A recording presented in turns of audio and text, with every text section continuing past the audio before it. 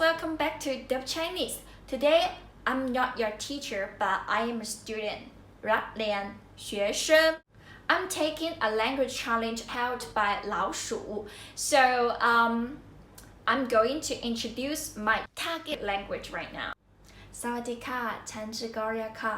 ตอนนี้ฉันเรียนภาษาไทยค่ะ ฉันอยู่ที่ประเทศไทย2 ปีแล้ว ปีนี้ฉันจะกลับประเทศจีนรู้แล้ว ฉันต้องการให้ของขวัญกับฉันก่อนไป ฉันมีเวลาที่ดีที่ประเทศไทย ฉันมี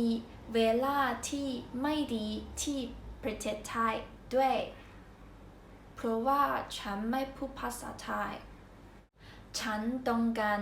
พูดภาษาไทยกับคนไทย ฉันหวังว่าเรียนภาษาไทยไม่สายเก่อนไป